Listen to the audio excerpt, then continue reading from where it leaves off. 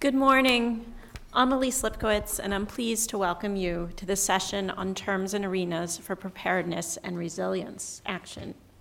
The goal of this session is to forge a common understanding of two concepts central to the summit, namely resilience and governance, and to begin to highlight their interconnections. We have two distinguished speakers. Our first presenter, Dr. Laura Pettish, is the Senior Policy Advisor for Climate Adaptation and Ecosystems at the White House Office of Science and Technology Policy. Laura leads OSTP's climate preparedness efforts. Prior to coming to OSTP, Laura was at NOAA as an ecosystem science advisor in the Climate Program Office. An ecologist by training, Laura is a former AAAS S&T Policy Fellow. Our second speaker, Dr. Vivian Thomson, is an associate professor in the Department of Environmental Sciences and the Department of Politics at the University of Virginia. Vivian's scholarship on environmental policy reflects her diverse experiences in academia and as an environmental policymaker at the EPA and for the Commonwealth of Virginia. Today, she will be sharing some insights on governance that emerged from her most recent book, Sophisticated Interdependence in Climate Policy, Federalism in the United States, Brazil, and Germany. Please hold your questions for both speakers until the Q&A. Laura?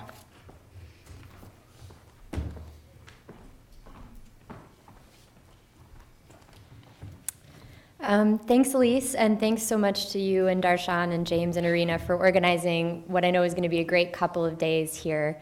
It helps to prove the power of the AAAS Policy Fellowship. I'm a huge fan.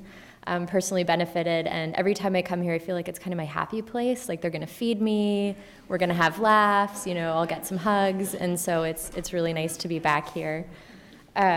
So when Elise asked me to talk in this session, I was like, I'm not an expert on governance, and I kind of hate definitions. So that's the caveat that I'll use to start off.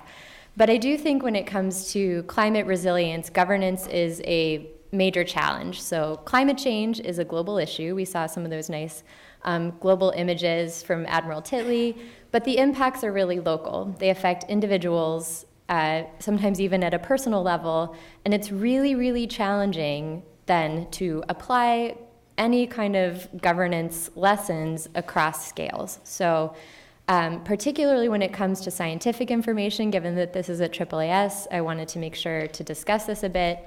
One of the questions earlier today was kind of how do you give information to people so that they can plan? Well, that's a really hard question because different people need different information. And a lot of the science over the past few decades was really advanced at the global scale. So better understanding what's happening in the climate system, how changes are occurring, what we might project through time. And then you have, a city official in New York saying, yeah, that's great, but what do I do about sea level rise right here, right now? So the challenge is that, sometimes the scale at which our understanding is strong is not the scale at which information is needed. And I think that's probably a theme we'll hear throughout the day. So we're going to hear a lot about decision makers, and we've heard already today some good examples, and you all were contributing examples of different types of decision makers. I think a lot of people think that when we mean decision makers, we just mean members of Congress or we mean other elected officials. That's definitely not the case. We mean everyone. We mean us. We mean water utility managers. We mean tribal representatives. We mean corporations, faith-based organizations. And as another example, it's actually funny that Admiral Titley used a house example because I'm going to do the same too. So I'm a new homeowner. In January, I was about to sign some paperwork for the home that we ended up purchasing, and I thought, maybe I should see if this is in a flood hazard area before I do this. It'd be a little ironic given my day job, if I were to, sign these papers for this house, and then kind of, it ends up it's vulnerable to flooding. So it didn't look like a very flooded type property. It looked pretty safe. It's a little bit up a hill, but I thought, you know what, I'm just going to check. And I went online, and all I could find was there are no updated maps for your property. Okay, so it said, based on existing information, you're at low to moderate risk. And I was like, okay. So I did a little bit more digging because I'm a nerd. I really wanted to know. And another kind of assessment I got said, low risk. So I was like, fine, great, awesome. Signed the paperwork, put away, most of my life savings into this home. And during the first big rainstorm, it was an epic rainstorm. We got 6 inches maybe about a month ago. I came home to find my fiance ankle deep in water with a shop vac, and the finished part of our basement was experiencing pretty major flooding, and so the two of us stayed up until 2 in the morning, unloading 8 gallons at a time. We dumped over 200 gallons of water, and we came back the next morning and had to do it all over again. So I was like, okay, I think my property is vulnerable to flooding. And, I know enough to know that the Northeast is a region where we're prone, and under climate change, it's projected we've already experienced more extreme rainfall events, and we're projected to experience more in the future. Fantastic. Well, I kind of hate the shop vac thing, and that's not a very good climate resilience strategy. So today, if the rain holds off, I have a landscape architect who's a neighbor who's outside doing some grading work on my property to kind of enhance the resilience and the flow away from our basement down where it turns out there's actually a small stream that I didn't know about directly behind my property. I should have been tipped off by the fact that there are bullfrogs at night. So now I know. And if that doesn't work, we're going to get a sump pump in the laundry room. If that doesn't, or even if that does work, we're going to get a battery-operated backup system, because sometimes flooding happens during, tropical storms and hurricanes, which actually happen here sometimes. So, we ourselves need to kind of implement our own climate resilience strategies, and it stinks that I'm having to make near-term investments that I wasn't expecting to make, but it's worth it to me to avoid more time with the shop vac and more damages in the future. Elise has asked me to set the stage by defining some terms that we might be using throughout this conference. And again, I kind of hate definitions, but I'll do my best. Basically, what I did was plagiarize heavily from the November 2013 executive order on preparing the United States for the impacts of climate change. So when we say preparedness, what we mean are actions taking place to plan, organize, equip, train, and exercise to build, apply, sustain the capabilities necessary. This is like the longest sentence in the world. To prevent, protect against, ameliorate the effects of, respond to, and recover from climate change-related damages to life, health, property, livelihoods, ecosystems, and national security. And resilience, on the other hand, means the ability to anticipate, prepare for, and adapt to changing conditions, and withstand, respond to, and recover rapidly from disruptions. So I think it's important, when we talk about resilience, Admiral Titley's example, some people probably thought their resilience strategy was, I'm resilient, I'm going to build back just the way I started. Well, that's not necessarily the resilience strategy from a climate change perspective.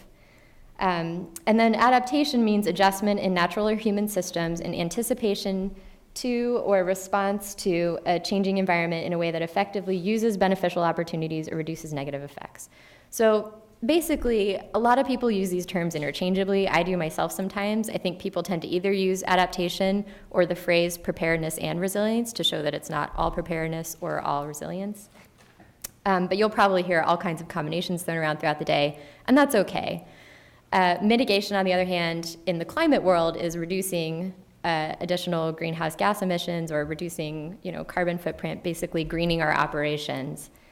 And so in terms of kind of the history of climate adaptation or climate resilience, I think, if you dig into the social sciences literature a little bit, a lot of folks are sort of saying, it's not that adaptation is a new thing, but in terms of its popularity, actually, a couple of decades ago, people didn't really want to talk about adaptation that much. We thought we could kind of engineer our way out of this and that maybe we wouldn't have to adapt. So even some of the environmental groups that are very active on climate change kind of thought that that was giving up in some ways, and we're very, very, very focused on the mitigation policy. Well, now we're sort of seeing that even though we do have some policies in place, impacts are happening, and they're happening today. And basically, we can't afford not to adapt. So as my boss likes to say, we have to mitigate, adapt, or suffer the consequences. Those are kind of our options. And for that reason, we are really beginning to see interest and action on climate resilience at all scales, from individual homeowners to the city of Chicago identifying and planting trees that are both providing shade and also happen to be more tolerant to warming temperatures. The city of Philadelphia is advancing really innovative ways to integrate green infrastructure into their stormwater management. The Bay Conservation and Development Commission has amended their San Francisco Bay Plan to account for sea level rise, and the Swinomish tribe issued a proclamation and developed a climate adaptation action plan to address the impacts of climate change to the integrity and health of their community, including long-standing traditions. So I think, there is reason for hope, and I actually, I see the slides of all of these global impacts happening, and I'm reminded of a conversation I had with my colleague yesterday who said when the first IPCC came out and she went to a presentation, she went in the bathroom and threw up. Well, I think a lot of us are kind of depressed or upset about climate change, and it's a perfectly natural, sad reaction to have. But I think what's important is, especially if you dig a little bit more into, for example, the National Climate Assessment, flip past the impacts, if you know what the impacts are, and read the chapters on mitigation, adaptation, and decision support.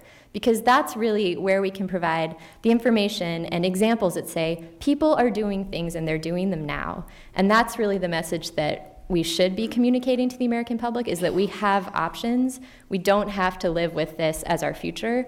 There are alternative scenarios that are more sustainable. And I think that's really where, we as the climate community don't always do a good job of empowering people. So anyway, that's it.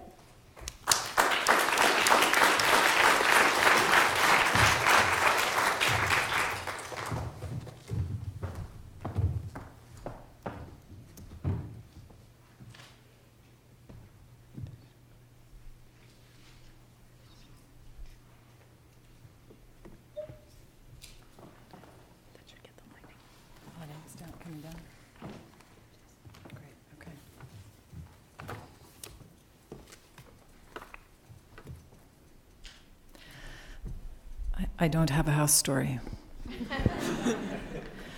Admiral Titley's showing the EU finance ministers, though, does remind me of a true story, and that is those finance ministers are not as good as garbage collectors as predicting what's going to happen with the economy.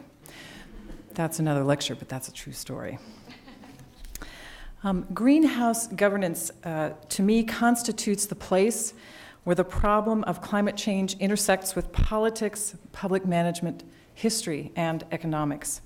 All of those elements play a role in my book, and this is the cover to my book.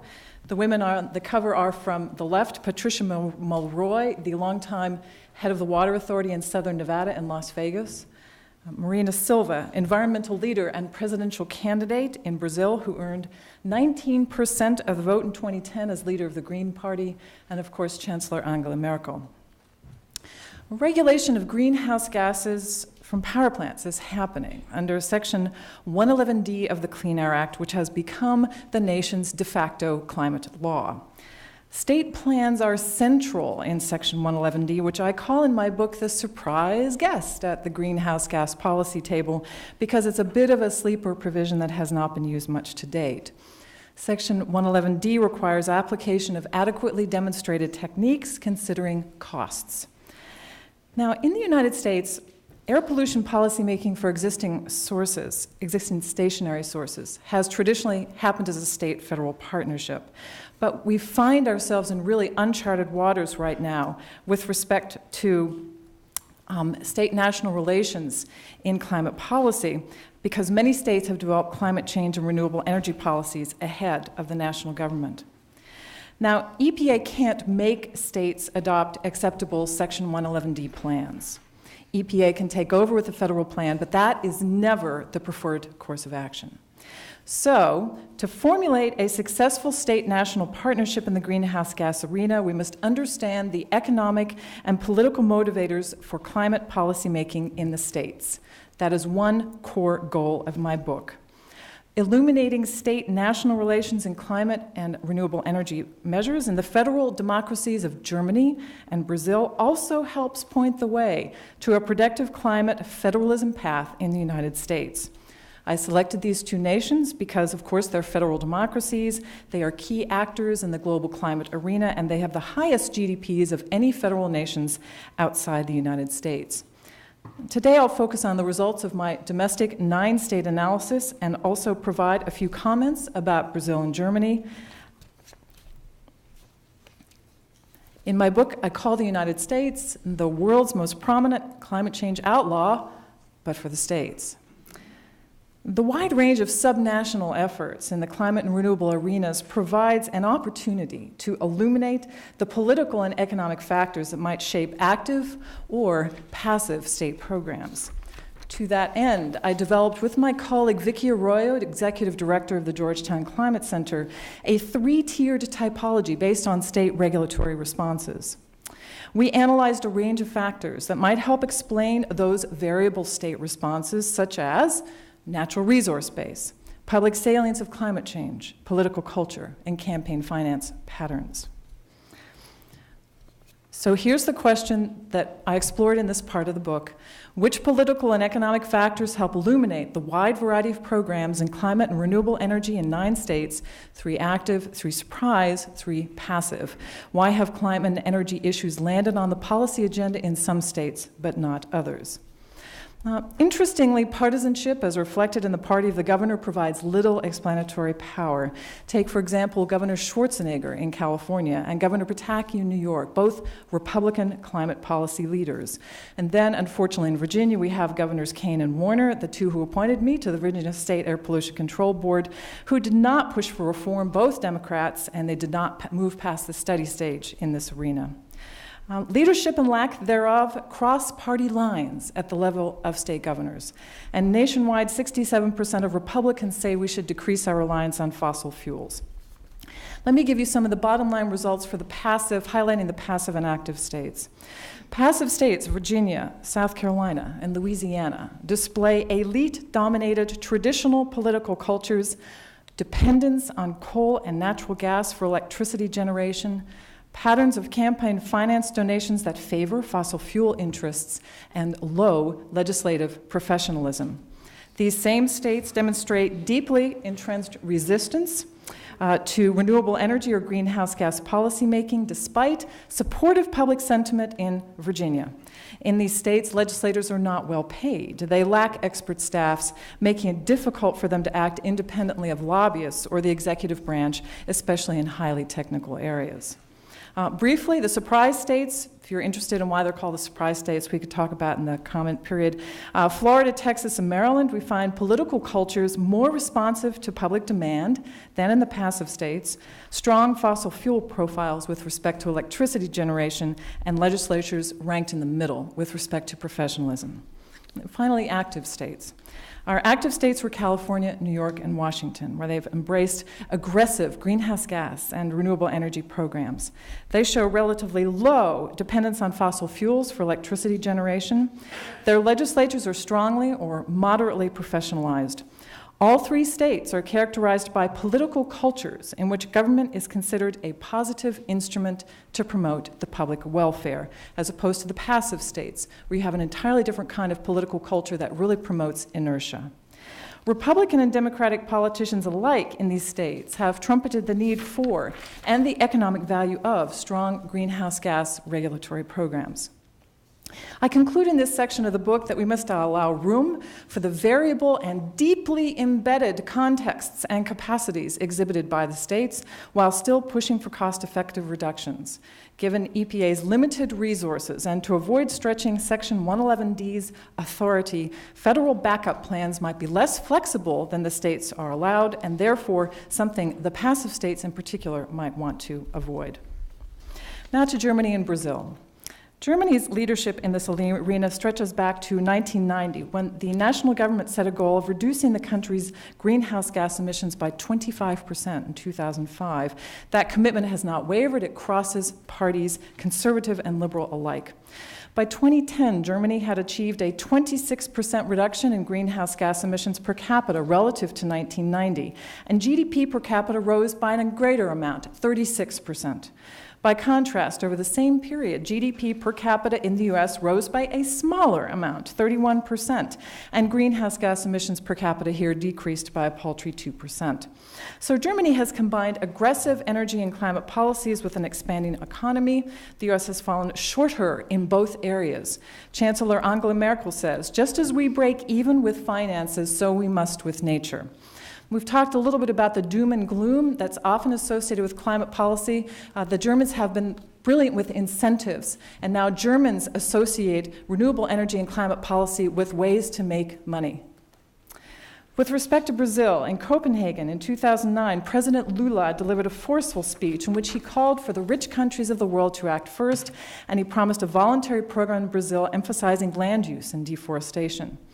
Brazil's commitment to climate change action intertwined with that country's 2010 presidential election.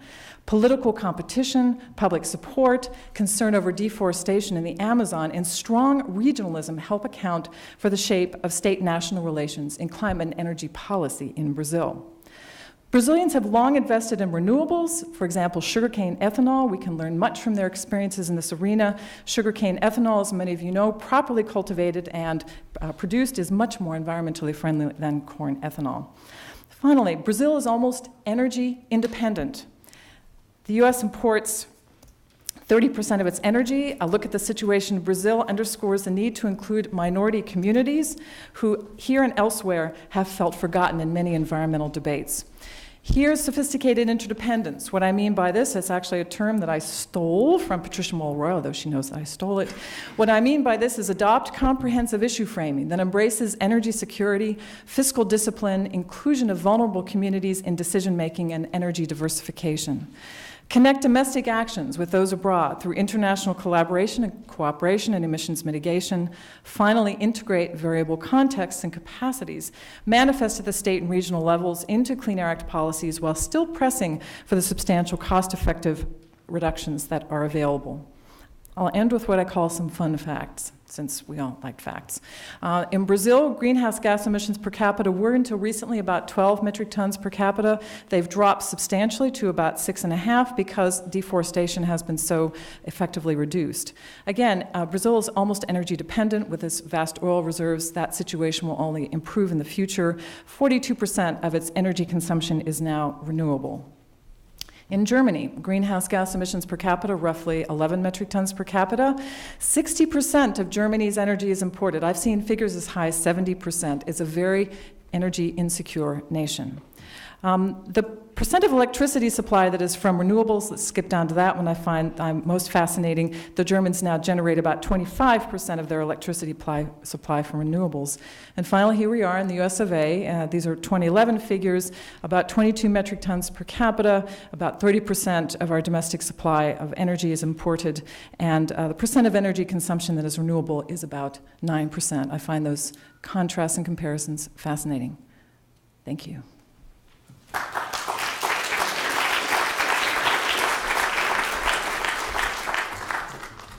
We're now going to kick off the Q&A.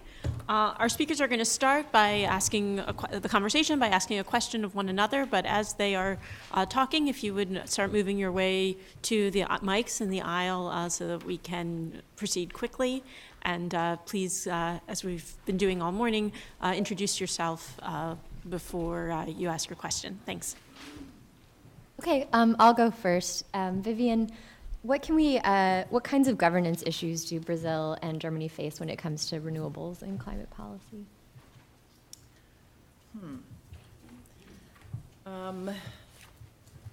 Can you hear me out there? It helps to have a bellowing professor voice. Well, let me speak to Brazil first. I guess three things occur to me with respect to Brazil. One is that if you're following any of the events with respect to the World Cup and that coverage, there's been a lot of criticism about the way in which Brazil is handling its finances.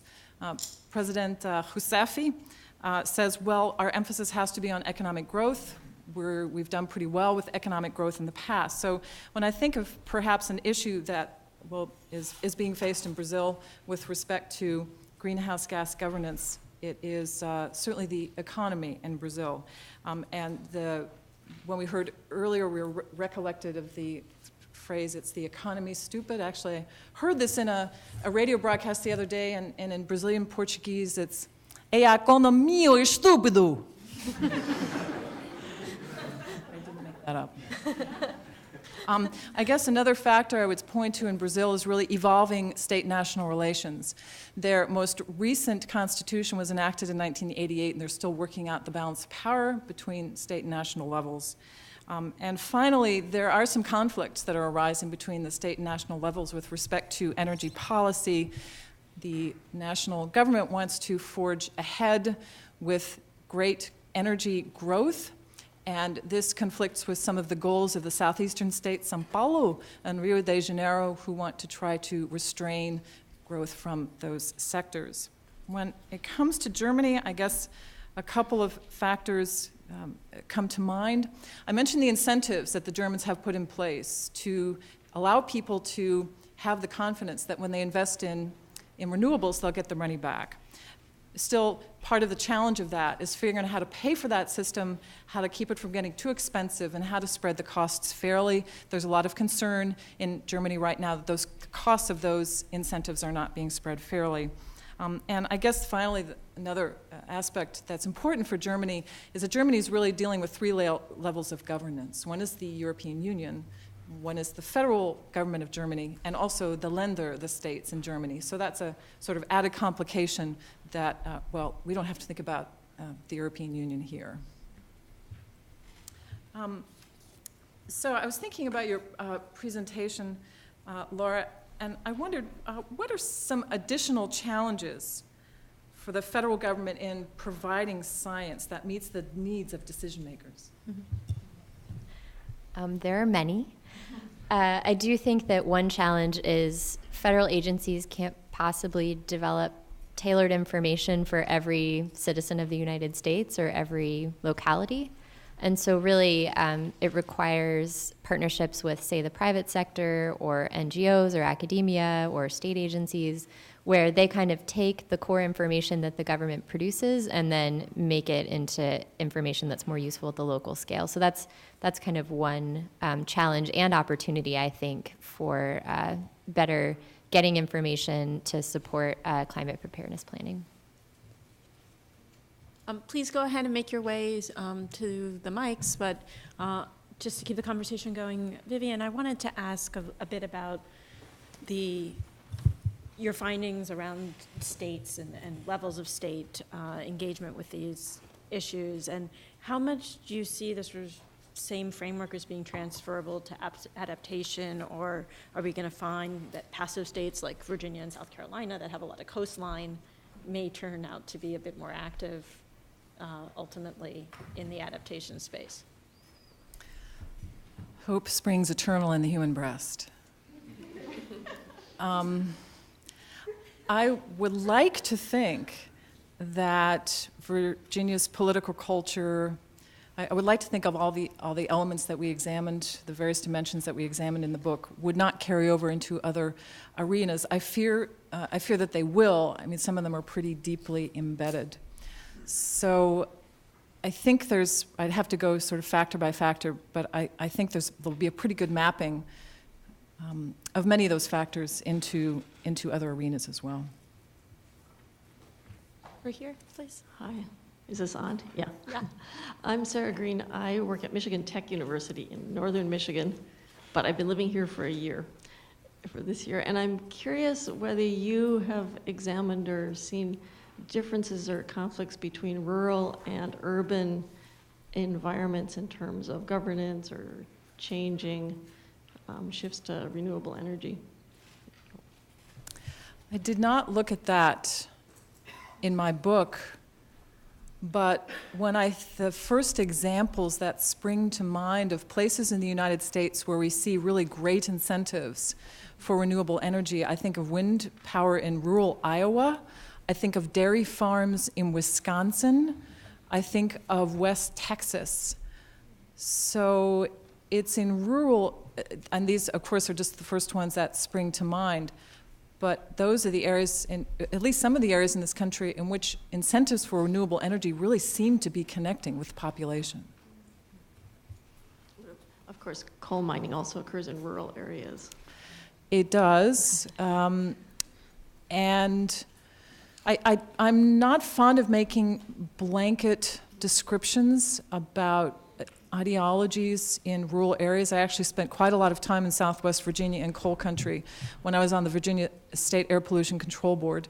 And actually one of the things I hope that Virginia will do when Virginia submits its plan under Section 111D is perhaps find some innovative ways of where you could sell allowances, for example, emission allowances, and then plow some of that money back into Southwest Virginia, where, you know, coal miners have suffered, tens of thousands of jobs have been lost in coal mining over the past 30 years, having nothing to do with environmental policy, but with changes in the technology. So, but still, you know, you could plow some of those revenues from sales of auctions back into areas that would be hard hit. And actually, that would be a great form of environmental justice as far as I'm concerned.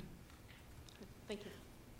Hi, Dara Kotavala, PhD student at Arizona State University and student contractor at EPA. I'm wondering what you think about how important it might be to systematically research, explore, and articulate what can go right. I'm struck by the notion of options, the notion of cost-effective, the notion of the risk management hat, and in the Global Change Task Force report, the notion of no-risk approaches, low-risk approaches, things that might seem relevant to somebody in New York saying, oh great, what do I do now? Ought we be investing in applying scientific approaches to systematically understand, not just anecdotally, what can go right, what does that look like, rather than focusing so much on accurately appraising and assessing what can go wrong? Could you speak to that? It's a sort of esoteric question. I guess I'll try to go first, and then I'm also curious to hear what Vivian has to say. I mean, I think it's hugely important to talk about what can go right, again, kind of as an optimist and someone who thinks we're not doing an effective job of telling people what solution options are out there. I think there's also just a fundamental need for communities of practice that kind of work together around these issues, so people who have shared challenges. And there are some great communities of practice already out there. There's one even for federal agencies who are now being mandated to develop climate adaptation plans. Well, that's pretty hard for some agencies who really haven't thought about this very much. You have agencies as diverse as the Department of Justice worrying about vulnerable prisons, to, you know, folks who work on Social Security, to folks who work on agriculture, and some of the folks in the room I know are very engaged with that group, but I think it's been interesting to watch that process and sort of see how beneficial it can be for people to talk about shared challenges and then to share solutions and resources. Yes, I have to go back to Germany here. If you were to see some of the presentations about these issues in Germany, they wouldn't necessarily start with climate change, they'd start with renewable energy.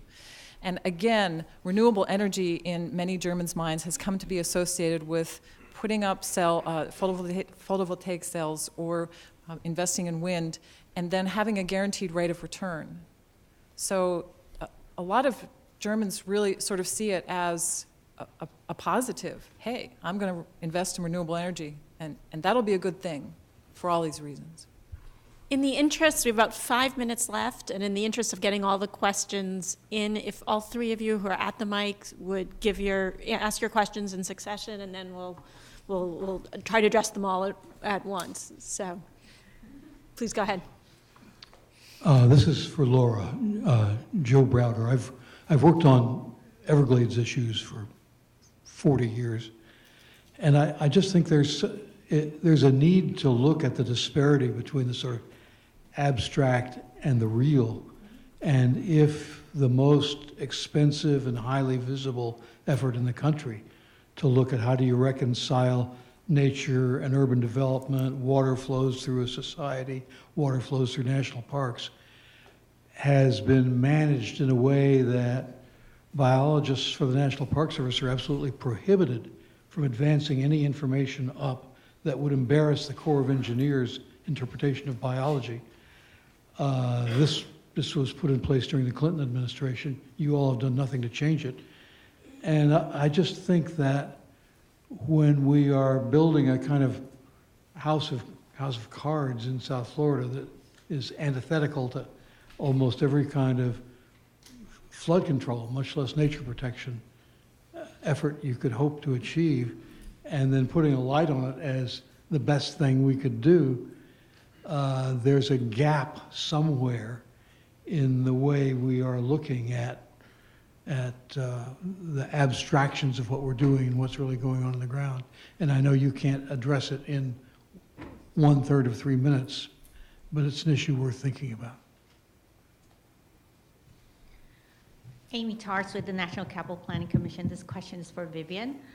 In the process of looking at the different states, to what extent did you look at how their current economy is dependent on natural resources that will be vulnerable to climate change? In addition to, I know you talked about dependency on coal and fossil fuel, but I was just thinking about your aggressive examples. Washington State and California are both very dependent on water. If that was part of your research. There may be other things that you may have touched on, but I would love to hear what are those other factors that made certain states more aggressive outside of the governance structure.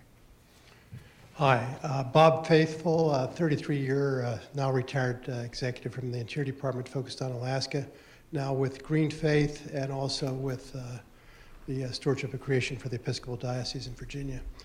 Two parts. For Laura, today's Politico had an article emphasized, and this may also be something that Vivian touches on, about ALEC's involvement, the lobbying group funded by the Cook brothers in terms of halting or setting models for individual states, and it talked about the relationships between states and the federal, and how this particular pattern may actually be better than the rollout of the American Affordable Care or Obamacare type of activities. I'm wondering about the impact of lobbying groups like ALEC's or their growth in the area, but also specifically about Alaska. I was at a program within the last 3 months where we talked about the melting of permafrost in Alaska and how 10 years ago, 3 Alaska villages that were either along rivers or along the ocean had requested opportunities to move because of the degradation of the lands. Now there are 12 this year. And when I asked the question at that program, what is the government or what are the communities of faith doing to respond to that, the answer was kind of, well, they kind of don't know what to do about the situation. Alaska's U.S. soil. It's not someplace that's far away, and we have issues that are specifically there. For Vivian, Paul Harkin wrote the book Blessed Unrest, and he talked about basically hundreds of thousands of small groups being formed throughout the world that focused upon the environment and what could be done in terms of change. In fact, he said it was the movement that's most not noticed. I'm wondering, as you looked at the other countries, especially Brazil, did you see a growth of a number of organizations like that that might play a role? Okay, thanks. Those are great questions, and I don't think I'm going to be able to address every part of both those questions in a minute, but I'll do my best to kind of draw some themes. I mean, I think both South Florida and Alaska are obviously ground zero for climate change, and so we're seeing a lot of those biggest challenges kind of coming to a head, and there's a lot to be learned from that. One thing that we're doing right now, which is in the President's Climate Action Plan, is to try to do a little bit more of a rigorous assessment of what are some of the policies and practices that we currently have underway that are maladaptive in a changing climate. And what can we do with existing authority to address those issues? And that's a very hard challenge. It's very, very important, but it's very, very hard because all of these issues have, a lot of our policies were developed without integration of climate information. And now that we know what's happening, it's challenging to kind of go back and take that hard look at what some of those policies are that we might be able to address. So that's one thing that we're doing right now, both through the agency. Now all agencies are basically mandated to develop climate preparedness plans and to integrate climate change into their missions and operations.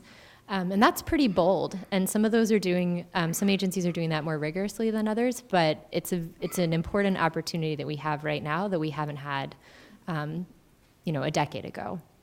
So, and then I'm trying to think what else. I think within, in terms of like South Florida and the opportunity to integrate nature-based solutions and the challenges with water management, I mean, those are very, complicated challenges that have emerged over decades. I would say I'm seeing more of interest in integrating nature-based solutions into the way that we do climate resilience in the government. So particularly in the wake of Sandy, we had evidence that some of the areas that had intact marshlands did better, had less property damage than those that did not or had built infrastructure. So we're trying to learn from these examples and from the history of the Everglades and other areas to kind of harness the resilience that nature provides us as we look ahead. And one other thing to mention briefly, which I think Susan Rufer will probably touch on in the next section, is that we have a state, local, and tribal leaders task force on climate preparedness and resilience that is providing recommendations to the government in the fall or winter. And a lot of those recommendations are going to be bold and probably a little bit hard to hear, but we need to hear them. And so that's just something else. I'll use the negative 20 seconds left here to respond quickly. Really wonderful questions. Thank you, all of you. With respect to differences between the active states like Washington and California versus the passive states, with respect to their vulnerability to climate change with, for example, water security, I found it very interesting. I looked at gubernatorial leadership and how that varied between among all these 9 states. And the governors who led, for example, Christine Gregoire in Washington and the various governors in California, stressed that vulnerability to a great extent. Whereas as I'm listening, I'm hearing back in my recollection about governors from the passive states, that rhetoric is lacking. So it's not so much a matter of greater or lesser vulnerability, but rather, frankly, about how political leaders frame the issues. That is absolutely critically important. And then briefly about community organizations and NGOs in Brazil. That was not a key part of my analysis, but I will say that my very first trip to Brazil when I was a baby analyst at EPA was to help the Brazilians deal with a serious situation called Cubatão, a place hard-pressed by pollution that was so bad that there were landslides from the nearby mountains, and the air pollution levels were actually critically dangerous to the poor communities who lived in the shadow of these facilities. And it was community organization, it was community groups that really rose up and were absolutely central in that particular situation. Well, I'd like to thank both Laura and Vivian. And we're going to break now for our first coffee break of the day.